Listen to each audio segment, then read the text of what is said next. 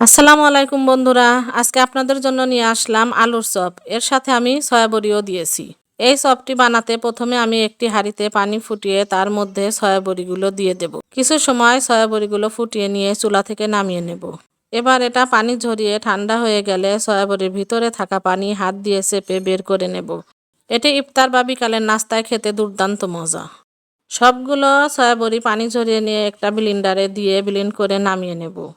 এবার এই ব্লেন্ড করা সয়াবড়ি একটা প্যানে অল্প পরিমাণ তেল দিয়ে তার মধ্যে দিয়ে দেব সামান্য একটু লবণ ও হলুদ। এবার একটু ভেজে এগুলো নামিয়ে নেব। এবার এই প্যানে অল্প তেল দিয়ে কাঁচামরিচ ও পেঁয়াজ কুচি ভেজে নেব। পেঁয়াজ মরিচগুলো হালকা বাদামি হয়ে আসলে এগুলো সয়াবড়ির মধ্যে নামিয়ে নেব। এরপর এর সাথে দিয়ে দেব পরিমাণ মতো লবণ, হলুদ গুঁড়ো, মরিচ গুঁড়ো, ধনিয়া গুঁড়ো, জিরা গুঁড়ো। আরও দেব সাথে সিদ্ধ করে রাখা আলু। এই আলুগুলো আমি আগে থেকেই সিদ্ধ করে রেখেছিলাম। এবার এই সবগুলো জিনিস একসাথে ভালো করে মাখিয়ে নেব। মাখিয়ে রাখা ডো থেকে ছোট গোল গোল করে চপ আকারে বানিয়ে নেব। এবার একটা বাটিতে বেসন দিয়ে এর মধ্যে পরিমাণ মতো লবণ, হলুদ, মরিচ, ধনিয়া গুঁড়ো ও অল্প আদা রসুন বাটা দিয়ে ভালো করে মেখে পানি দিয়ে গুলিয়ে নেব।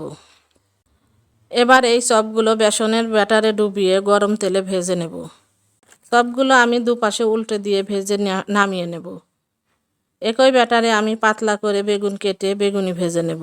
তৈরি হয়ে গেল মজাদার আলু সয়াবড়ির চপ সাথে বেগুনি।